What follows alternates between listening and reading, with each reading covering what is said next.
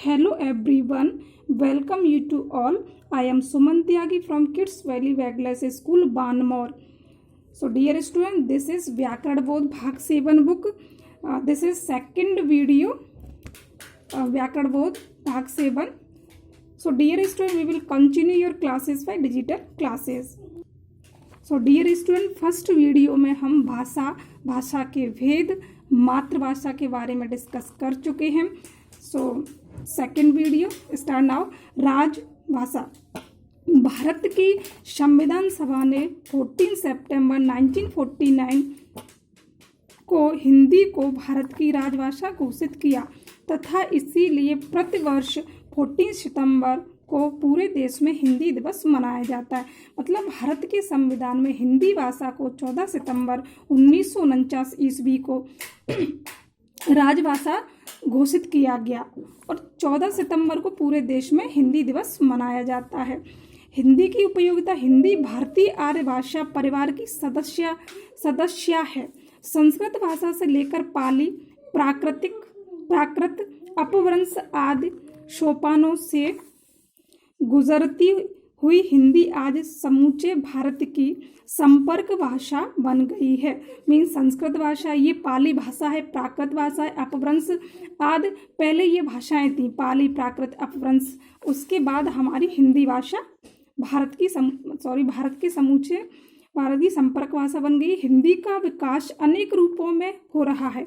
यह सामान्य प्रयोग की भाषा, राष्ट्रभाषा, राजभाषा, साहित्यिक भाषा और अंतर्राष्ट्रीय भाषा के रूप में प्रयुक्त हो रही है.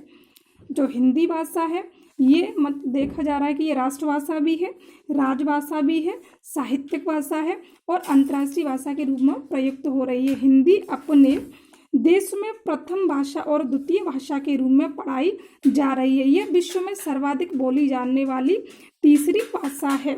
हिंदी भाषा का क्षेत्र उत्तर प्रदेश, हिमाचल प्रदेश, हरियाणा, राजस्थान, मध्य प्रदेश, बिहार, उत्तराखंड, झारखंड, छत्तीसगढ़ राज्यों तथा दिल्ली एवं अंडमान निकोबार संघीय क्षेत्रों तक फैला हुआ है. पंजाब, महाराष्ट्र, गुजरात, पश्चिम बंगाल आदि अन्य राज्यों में यह संपर्क भाषा के रूप में प्रयुक्त की जाती है.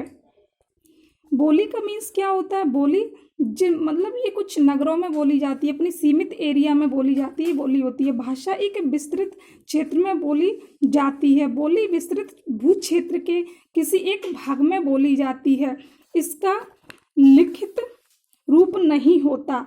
मतलब भाषा का मीन्स होता है जो विस्तृत क्षेत्र में बोली जाती है. जैसे बानमोर क्षेत्र में जो बोली जाने वाली है वो जो बोलते हो वो भाषा है. मतलब एक कॉलोनी के अंदर आप बोलते हो वो बोली है. बोली का रूप थोड़ी थोड़ी दूरी पर बदल जाता है. खड़ी बोली, ब्रज, अवधी, बुंदेली, राजस्थानी, मैथिली, भोजपुरी, हरियाणवी हिंदी भाषा की प्रमुख बोलियां हैं. इनमें लोक साहित्य की रचना भी पाई जाती है. साहित्य, लिटरेचर. साहित्य का मीन्स होता है लिटरेचर. ज्ञान के संचित लिपिबद्ध कोश को साहित्य का सामान्य अर्थ गद्य और पद्य की रचनाओं से लिया जाता है. गद्य में निबंध, उपन्यास, कहानी, लघुकथा, नाटक, एकांकी, पत्र आदि होते हैं. जो गद्य होता है ना, गद्यांश जिसको बोलते हैं, इसके अंदर निबंध आते हैं, उपन्यास आता है, कहानी, लघुकथा, नाटक, एकांकी और पत्र आदि आते हैं. इन्हें विधा कहा जाता है. पद्य में गीत और कविताएं होती हैं. हिंदी साहित्य उपर्युक्त प्रत्येक विधा में बहुत समृद्ध है. व्याकरण. व्याकरण का मीन्स होता है भाषा का पहले भाषा प्रयोग में आती है उसे शुद्ध रूप देने के लिए व्याकरण तैयार किया जाता है.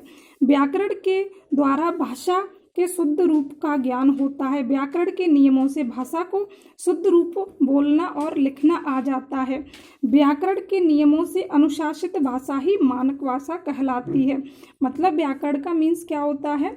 व्याकरण के द्वारा ही हम भाषा का शुद्धिकरण करते हैं. अगर हमें व्याकरण का ज्ञान नहीं है तो हम भाषा का शुद्ध रूप नहीं लिख सकते. मानक भाषा का मीन्स होता है जो टीचरों के द्वारा बोली जाती है, यही मानक भाषा होती है. भाषा के शुद्ध रूप और उसके शुद्ध प्रयोग का ज्ञान कराने वाले शास्त्र को व्याकरण कहते हैं या कहलाता है. सामान्यतः व्याकरण के भाषा का अध्ययन 3 स्तरों पर किया जाता है। फर्स्ट है आपका वर्ण विचार, इसमें वर्णों के रूपों का ज्ञान प्राप्त करके उनके उच्चारण और लिखने की विधि के विषय में विचार किया जाता है। मतलब पहले वर्णों का विचार किया जाता है, वर्ण की उत्पत्ति होती है शब्द विचार। इसमें मतलब जो वर्ण विचार होता है ये ध्वनि का लिखित रूप होता है, शब्द विचार वर्णों के मेल से बनता है, और जो शब्द विचार है ये वर्णों के मेल से, वाक्य विचार शब्दों के मेल से बनता है।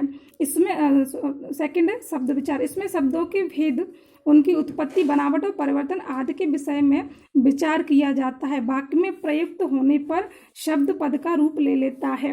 वाक्य विचार, इसमें वाक्यों की रचना, वाक्यों के भेद, वाक्यों का विग्रह और विराम चिन्हों के प्रयोग पर विचार किया जाता है। व्याकरण का ज्ञान भाषा का ठीक ठाक और प्रभावशाली प्रयोग करना सिखाता है। एक भाषा को जानने वाला व्यक्ति उस भाषा का व्याकरण जानकर उसे शीघ्रता और शुद्धता से पढ़ना लिखना सीख लेता है। सो डियर स्टूडेंट, आज की वीडियो में यही स्टॉप करते हैं। Thanks all of you.